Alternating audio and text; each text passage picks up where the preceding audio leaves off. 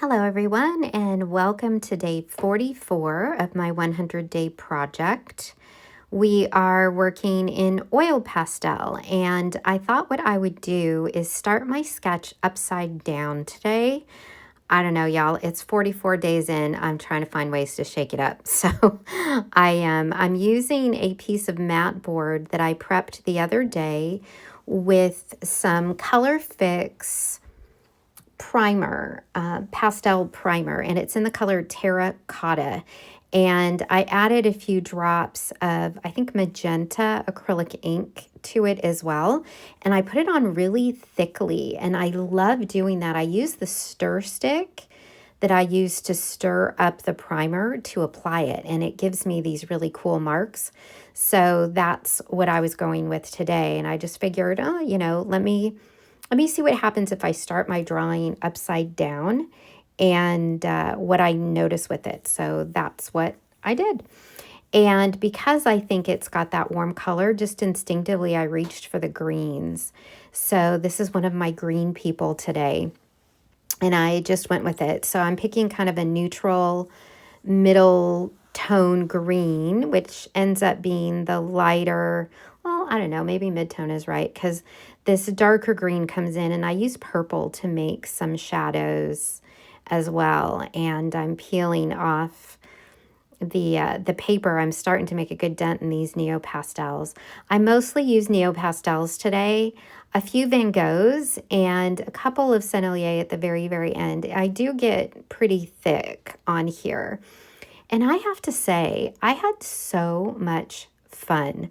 Like, there was just something about doing it upside down.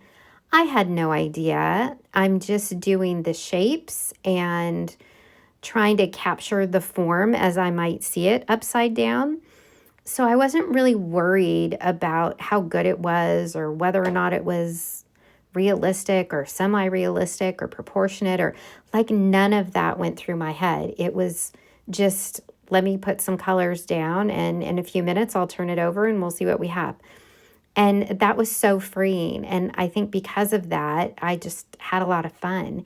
And I worked with colors that I thought would go good together in some high contrast. So I've got a couple of shades of green. I pull in a purple. I've got a couple of shades of yellow, some orange, some red, and then I do something kind of unexpected maybe for the background. But yeah, it just, again, a simple color palette, so I didn't have to think too much. And just kind of focusing on the form and the shapes and seeing where it goes. I'm using my color shaper to help blend some of those pastels. And what I do, I get a fairly good layer on there before I blend. I don't want to fill in the tooth too much too soon. But I know that I'm going to smudge out those edges in the end as well. I really, really like those soft, fuzzy edges around the outside of the figure and on some of the features. I like to do this with oil paint as well. It really gives that sense of depth in terms of focal length. So I'm a photographer. I don't do a lot of photography anymore, but I feel like I paint like a photographer. In other words, I'm always looking at depth of field in my work. My compositions are very much aligned with the kind of compositions I would use as a photographer. So I'm always looking at what edges can be lost and what edges can be in focus. And especially when I'm working with materials like this that make it so easy to lose those edges, I really like to play it up. So I really love to do that with oil. Pastel, you can do it as well, although I didn't seem to do it that much with the pastels that I was using. But with the oil pastel, you can do it really easily as well. So I'm having fun with that.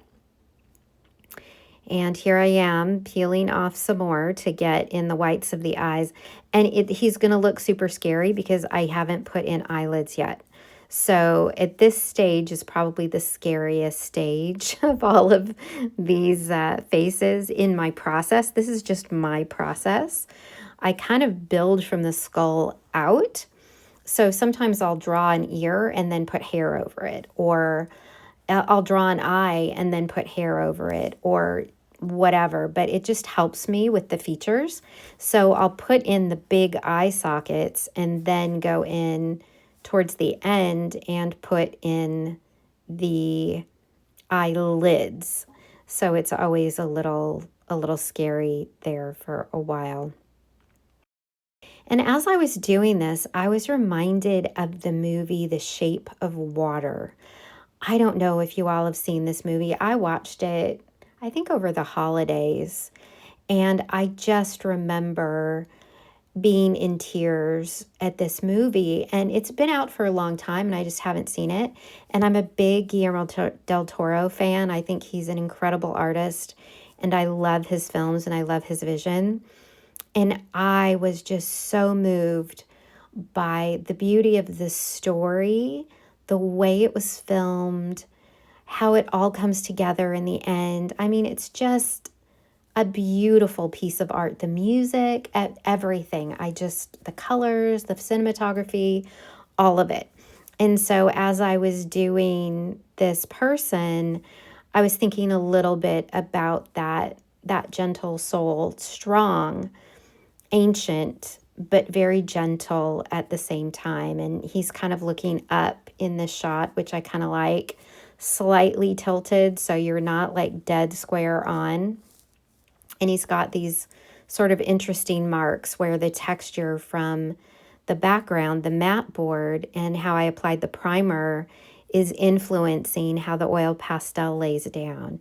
And I just love that. Like, I'm thinking about taking some of these pieces that I really like and doing them in larger formats. And I think I'm going to continue to do this sort of primer with texture because I really like that. There was a place where not all the primer was on very thick and even. And when I looked down, it looked like an earring. And there was a line that came down and I thought, he's wearing a feather. So it kind of started to morph into this sort of Native American type energy. And so that's what I just kind of went with. I put this feather in there, which I really liked. And then so noses have been an issue for me. I feel like I'm getting better, but hair is another one that I just don't enjoy often doing. And so I always save it to the very, very end because I'm like, ugh. And I thought about not giving him hair, but then I just felt like he kind of needed something. And so I kind of gave him a bit of a mohawk. I thought about doing braids, but I really liked that feather. And so I thought I didn't want to compete with that. His neck is weird. I don't know. I'm not worried about it. I smudged out the edges to really bring more attention to the features.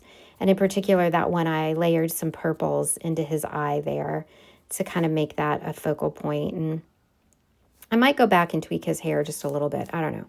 But there he is, day 44, kind of digging it. I like his nose. I like his mouth. I love that feather and just how the edge kind of fades into that background. I use this really neutrally kind of pink color for the background, and I kind of dig that as well. So there we are for today. Started upside down to shake it up.